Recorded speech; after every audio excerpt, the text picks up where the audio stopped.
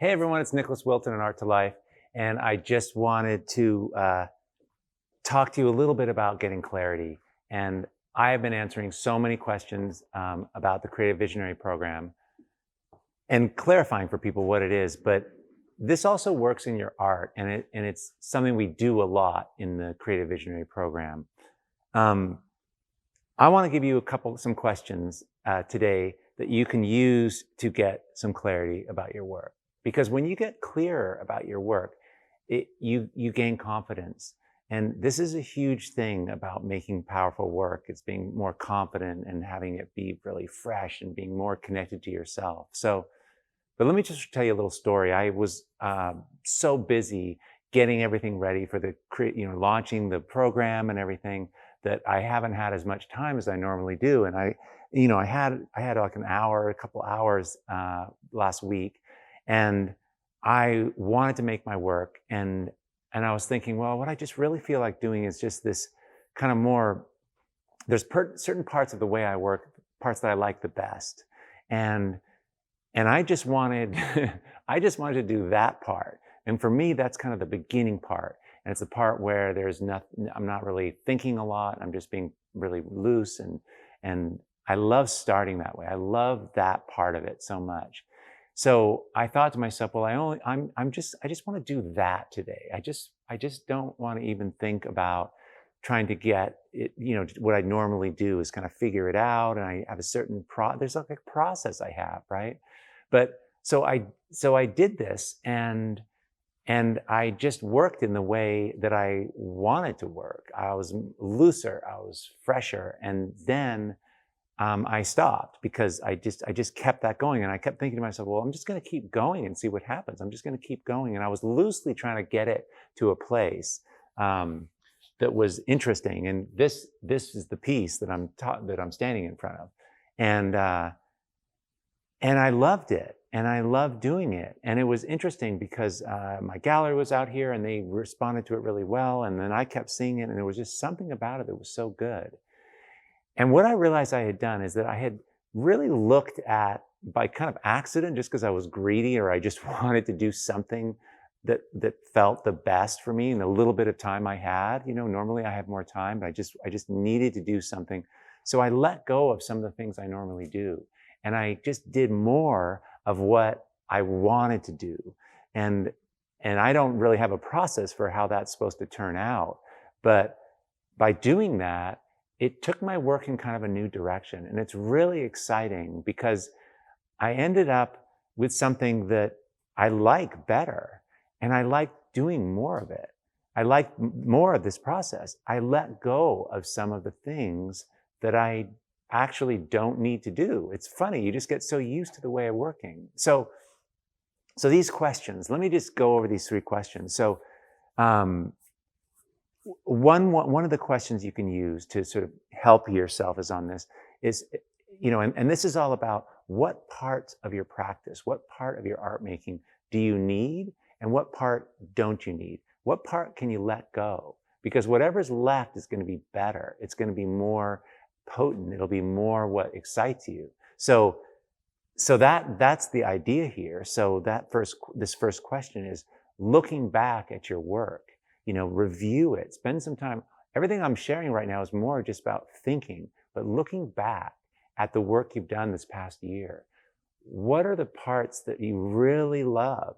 And what are the parts that maybe you don't need anymore?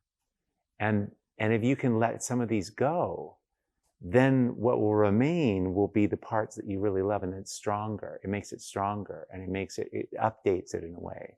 So that's really good. The clues of this are in the work you've done last year. And it's been interesting for me because I've looked back over the last year. I use Instagram a lot, and I looked back and I saw the work that was where I was touching this more. And that was it's coming out. I could see it. I could see traces of it, how it led up to this. So this has helped me really understand my work, and it gives you clarity. And that gives me confidence, right? That clarity gives me confidence to be even bolder. The second question here is, if you can think about how the work relates to who you are, how it relates to the story of who you are. Why am I making work like this now? What is, like, if you can connect yourself more to it, even explaining it to someone or writing it down, understanding why and how it's you. Why are you the person to make this work right now at this point in history, at this point in time? What is it? What is it that gives you the authority to do this? And that is powerful to realize that. If we can connect who you are more directly with what you're making and why, that story is helpful for you to know. And it gives you clarity. Again, it makes sense. It's logical. The third question here is, take a shot at imagining your work in 3 years. And it's such an odd thing. We never do this. Imagine what it will be like in 3 years when you've figured out whatever you're doing now. What would be amazing for this work to be like? Where would you be showing it? How big would it be? What would you be like? What would be the texture of this work? We don't see it. We can't see it really, but we can feel it and we can intuit it. And that is powerful. When we start using our intuition to get a sense of what our work is going to be like, or even when we're making it, using that more, it provides direction. You're probably, if you're imagining something and it's kind of exciting for you, it's probably what it's going to be. You're probably pretty accurate. This is really helpful because we never have that. We always think about it's just, we're in the present, we're making this, I don't know, do another one. You kind of look behind you, get a little bit of information, but you can gain a lot of clarity by imagining down the road. Just check it out. This is something we do in the Creative Visionary Program. It's a powerful way to anchor yourself in a process, to see your situation and where you're going. And again, that clarity, if the marks you make in that day that you think about what your work could be like seem different, and then you double check it against, oh, well, that's kind of like what I was thinking about. It's like it becomes familiar, and the result is that it starts turning into that quicker. It's powerful because of that clarity. Anyway, those are some questions that can be really, really helpful. So this question of, looking back, what lights you up in your past work? What can I keep? What do I want to let go of that work? So what I have left is really, really potent. This next question, how does the work relate to who I am? Why am I the person making this work right now? What in my history makes me make this? What in my life is making me make this work? If we connect our life to our art, it becomes more powerful. First for us and then for other people. And then the third question, what is my work like in 3 years? What's my work going to be like in 5 years? What does that look like? How exciting is that? How daring can you be to imagine that? And then start looking for the breadcrumbs, because it'll start showing up. Let me know in the comments what part of your practice you're ready to let go, and what part is the part you love and want to double down on.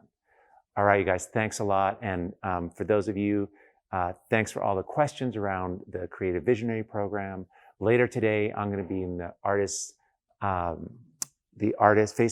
to Life Artist group, answering more questions. I'm going to be doing a lot of image adjustments in there today.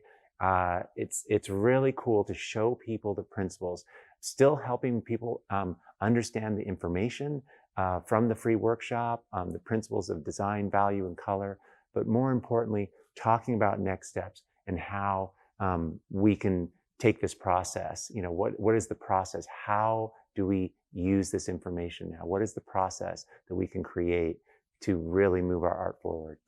Hope your Sunday's great, and I will talk to you soon. Okay, thanks.